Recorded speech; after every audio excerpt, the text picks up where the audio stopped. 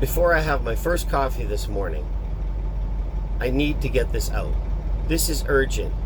Today is June the 29th, and in 2 days' time, we should be celebrating Canada Day, the birthday of Canada.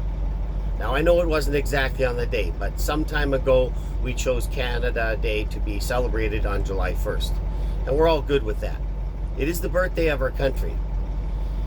But a few days ago, the liberal left have been posting that Canada Day celebrations should be canceled. And indeed, I have heard already that many local municipalities, local towns and cities, even the mayor of Winnipeg wasn't sure whether he'd go to the Canada Day celebrations. Now, we're all aware of the tragedy that has unfolded and is being investigated in the loss of life in the government schools.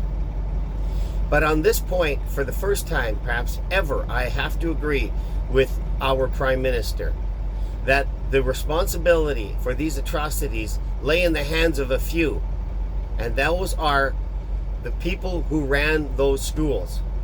And at this point, it would appear that the Pope may indeed yet again need to apologize to the people of Canada. But why in the world are we canceling Canada Day? I've put up several posts on this already, and it strikes me as absolutely ridiculous. And I fully agree, this is absolutely horrible what happened. But how is it that you cancel Canada Day in light of the discovery of these atrocities? And we're calling them atrocities. We have yet to investigate this to find out the origin, the who, the what, why. All those things have yet to be discovered. But we want to cancel Canada Day. This is just more virtue signaling. This is just more people trying to claim the high ground. And along with that narrative, as I've been reading on posts, comes all the other narrative that Canada is a horrible country. Systemic racism, injustice for so many people in this country. That may be true, but guess what? Like people, Canada is not a perfect country. And for those who say it is so bad, there's always a choice. There's always a choice. But first of all, you're going to have to find a country that checks all the boxes. And I don't think you'll find one. We heard this narrative before. If Donald Trump gets elected, I'm out of here. Cher, Whoopi Goldberg, I think Barbara Streisand was in there. A number of the hoity-toities, the upper echelon of society, the enlightened ones, the woke ones. Oh yeah, they're leaving. Well, guess what? They're all still living in America, flapping their gums. They were shown that there isn't a better country. Canada is a fantastic country, and we can be proud of it. Not everything about a family or a person or even a country is commendable. We all have our own personal dark sides. The only difference is they remain in the shadows. They're in the closets of your life, in the closets of your family, possibly. But Canada Day, my goodness.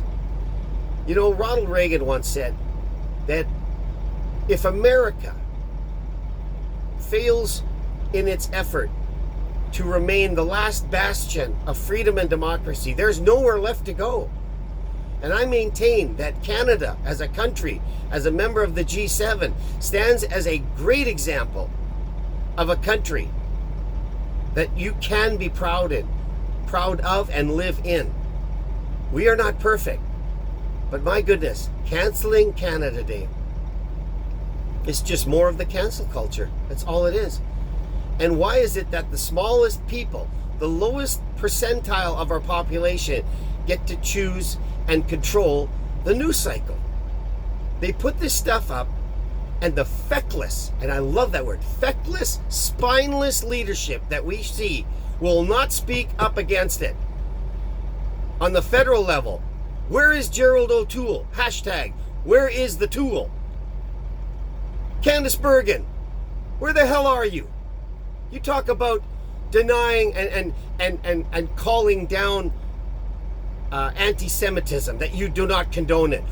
Wow, what an enlightenment statement. Aren't you the smart one? But here we have a crisis of national proportion. And I want to hear from you. I haven't heard from you. I'm following you. You're saying nothing. On the provincial level, where's Cameron Friesen? Other than photoshopping and photobombing events and projects, which are all good. But the crisis of the country you don't speak to. The loss of freedom. You have nothing to say about it. And of course, our famous mayor, Martin Harder, the publicity hound of Winkler, has nothing to say. When is the last time anyone has heard him speak publicly? I come on here as one guy. My God, I'm one guy. For crying out loud. A truck driver. I have more to say that resonates with people than our mayor, our MP, our MLA. They have nothing to say that anyone is resonating with. They're just quiet. Where the hell are they? They're all so big on announcing stuff that is of somewhat inconsequential nature, because everything falls away and has to be replaced at some point.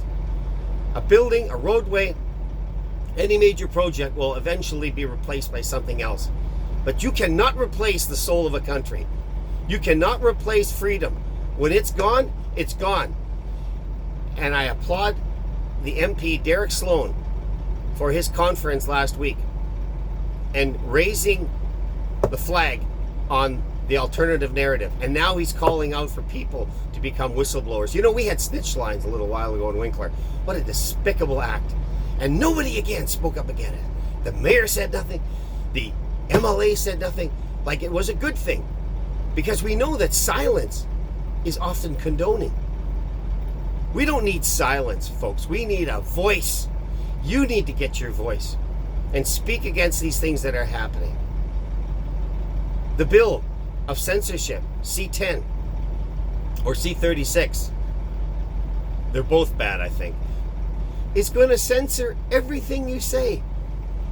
And now we see the churches, the church in Steinbach, the Grace Mennonite Church, the pastor telling, hey, if you want to be in this church, you're going to have to get the needle. And then comes the vaccine passport. Folks, it's happening right in front of our eyes in real time. And what will we do? Well, here's what I think we do. The most immediate thing right now, and it's not of primary importance, but it is important. Celebrate Canada Day. I'm sorry I can't be in Winkler right now. I'm in Texas. I will be in Winkler at the end of this week, and I can't wait to come home to the city that I love. But I urge every Winklerite to get out into a park, gather their friends, phone their friends, text their friends, message it, put it on public. We will stand up and celebrate Canada Day.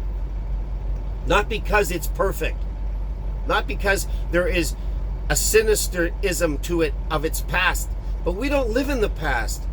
We live in the present. We look back to the past to learn. We must learn from these mistakes. They must never be allowed to happen again. But we look to the past, we live in the reality, and we look forward to a brighter future because of what we learn from the past. And in a shocking, very graphic example, remember this: everything that Hitler did in Germany in 1933 was legal, and it was wrong.